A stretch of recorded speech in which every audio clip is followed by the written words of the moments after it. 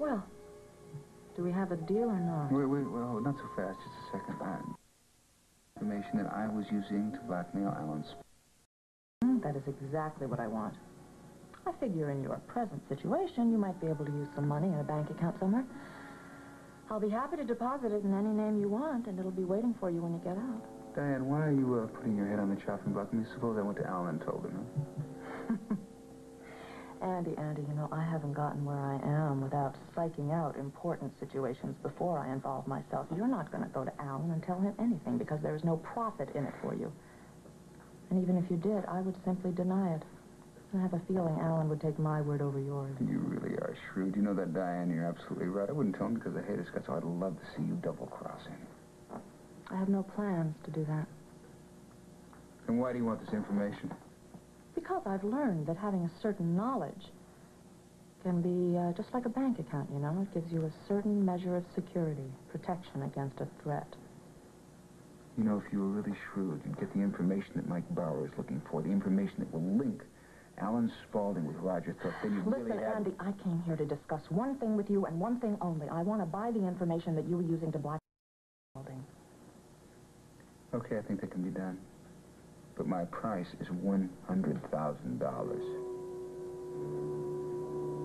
Derek, I think you should just ignore it. Hillary, I know that you can't stand Nola, but that doesn't mean I have to be rude to her.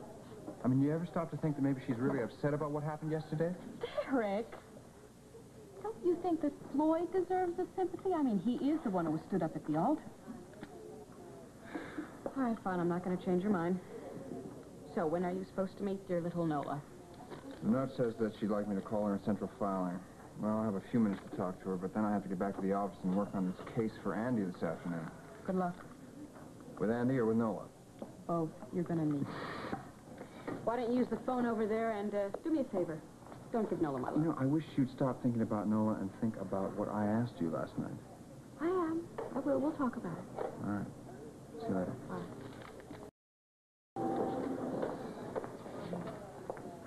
Floyd! Hey, buddy, why don't you come over and sit down? Yeah, sure, Tony. I'll be right there. Here.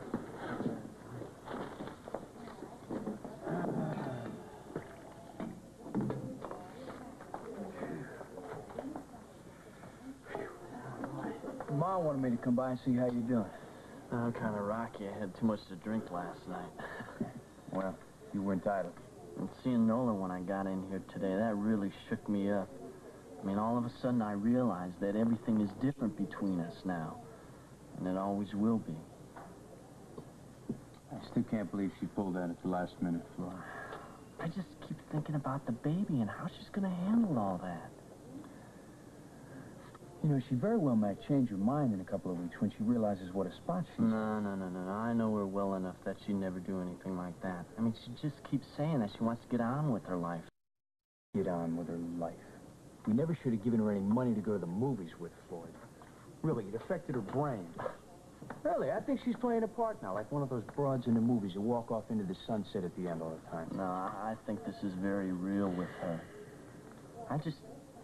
I'm just worried about the idea of her having the baby all on her own.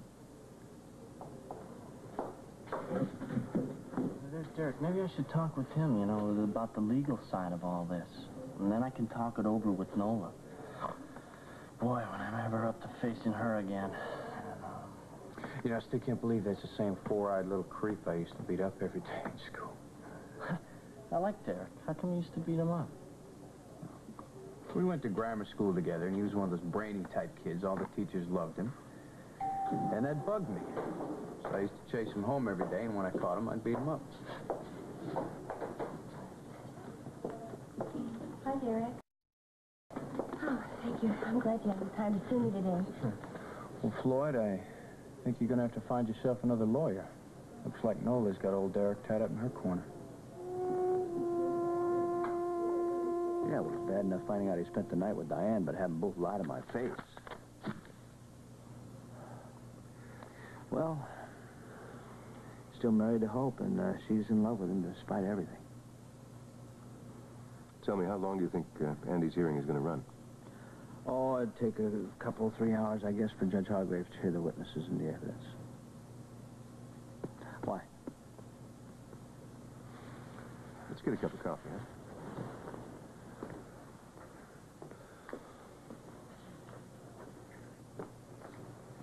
Because no matter how Barbara's been bracing herself, it's still going to come as an incredible sees Andy taken away to prison. Yeah, I'm glad Mom's spending the day with her. I think I'll go down to the courthouse and be there for her when it's over. I think Holly would expect me to do that. And she can't be here. You know, I've been even thinking of going down and talking to Andy down at the jail, but I somehow cannot bring myself to face him after everything he's done.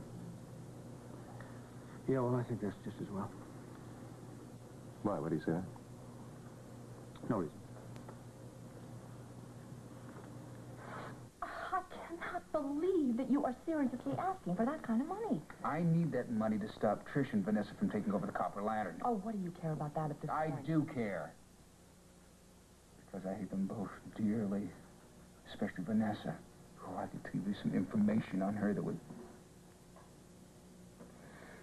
No, on second thought, I don't think so. I'm for Ed.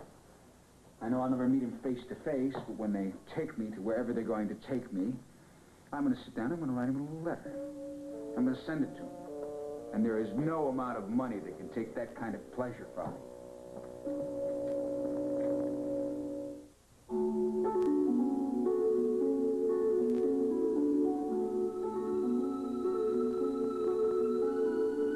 And now, the award-winning Guiding Light. This portion is presented by Safeguard for great deodorant soap protection, plus a rich, smooth lather and a clean, fresh scent. And by Bounce, it gets clothes soft, free of static cling, and gives them long-lasting freshness. I don't think I've ever enjoyed an evening as much as I did last night. I mean, your house is perfect already. Dinner was lovely, and most of all, I love the stories about your grandmother. No, Ross, those stories are so bore most people silly. Well, I like to think I'm not most people. Here you go. I've wanted to know more about you since the day we met.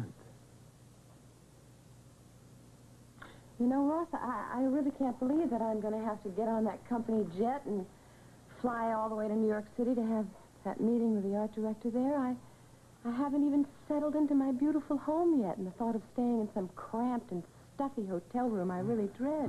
Wait a minute. I've seen your reservation. You are staying in one of the most expensive hotels in New York. Matter of fact, Diane has made a reservation for a suite for you, which means you're getting the VIP treatment around this company. I don't care about fancy hotel suites. I don't care about company jets. All I care about is being in my own home with my own things around me. You know, I pity the cleaning lady of yours who has to follow those detailed instructions as how to keep your plants alive while you're away. It's not that bad. What are you talking about? Your new apartment could double as a greenhouse. I've never seen so many plants in one room in my life. Are you eccentric? That is not the first word that sprang to my mind, though. Well, I guess the boss isn't in again today, huh? Carrie. Hope was taken to the hospital with severe abdominal pains. Alan is there now. Oh, I'm sorry to hear that. I haven't even met Hope yet, but I know how much Alan still loves her, and... Boy, I hope that doesn't mean there's some danger for her baby. I don't know. I hope not. I don't think Alan could get through it. He has been working so hard for a reconciliation of some sort. Matter of fact, he was counting on one after the baby's born. I think people who love each other should be together. In fact, I think it's the most important thing in the whole wide world. It's the thing that makes it go round. Has anything to say about it, they will be together.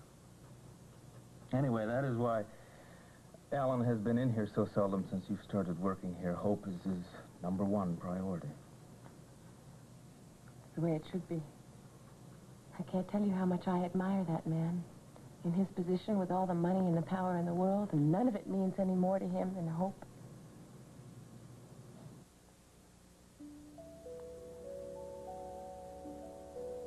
I have to tell you, during Kelly and Morgan's wedding, I kept thinking of our wedding day when we exchanged the rings we wear. I was thinking about that, too.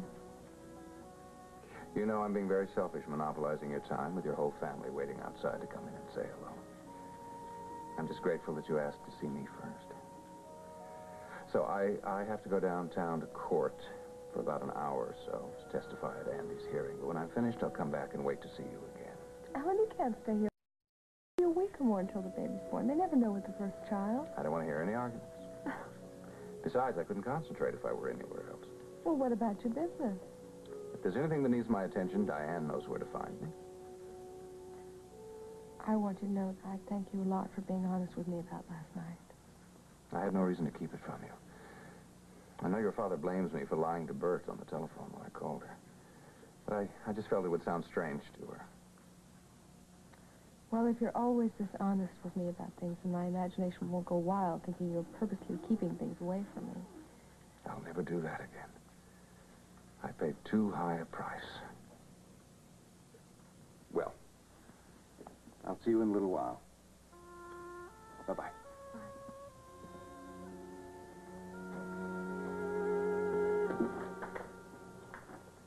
Well, if you won't lower your price, I suppose I'm going to have... I thought you'd eventually come around to my way of thinking.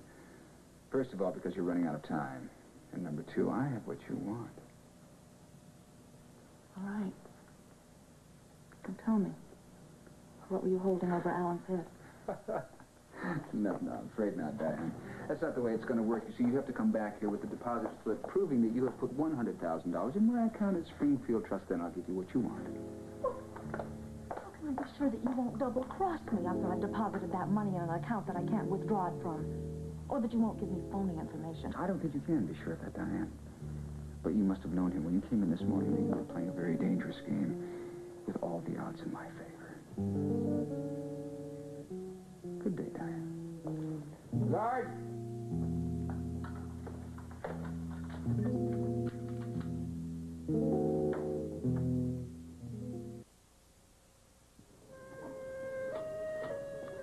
Yeah, well, I guess it must have been fate that brought me to the disco last night. I want to thank you for coming over to say hello to me. I noticed nobody else at your table, too. Nola, I don't know anything about your feud with Hillary, and I'm really not interested. Well, I'm not going to say anything to you, because I know you're close to Look, Hillary. I make up my own mind about people. You've always been very nice to me. I have no reason not to reciprocate. Well, that's good. It's good to have an open mind. Did you ever see A Place in the Sun with Montgomery Clift and Elizabeth Taylor? I thought that was Sidney Poitier. No, that was A Raisin in the Sun. Oh, that's right. Yeah. Well, everybody ganged up on Montgomery Clift because he tried to drown Shelley Winters in this rowboat. But see, Elizabeth Taylor, she didn't, she kept an open mind. She didn't get angry at Nola, Montgomery. Oh, excuse me, but how do you drown somebody in a rowboat? I think I must be telling the story wrong because somebody else asked me that same question. Kelly Nelson, undoubtedly. How'd you know that? Oh, it's a comparison. Oh. Wouldn't you just love to know what Nola's yakking on to Derek about over there, huh? I wonder if she's talking to him about all the legal things down the road. I mean, if she is, she'd have to tell him about the baby, and I just can't see her doing that. Well, if she's going to get on with her life and play the liberated lady, she's going to have to start telling someone. Being pregnant's a pretty tough thing to hide after a while. That's for sure. Lord, I have to tell you, you have yourself one fine sister. Yeah, I think so, too. Katie's the best there is. Yeah, she's not bad to look at either. Hey, don't give up yet, huh? I was just thinking I'm going to have to work out some kind of financial arrangement with Nola. I mean, I'm still responsible for the baby. Floyd, anybody ever tell you you're some kind of saint? How can you say that when your sister is carrying my baby? I've known it's taken two people to make a baby since I was 10 years old. So I'm not about to just start blaming you. I just keep wondering how Nola ever let herself get pregnant. I mean, she's so up to the minute on everything. I guess we'll never know, Floyd. Come on, tell me some more about Katie, will you?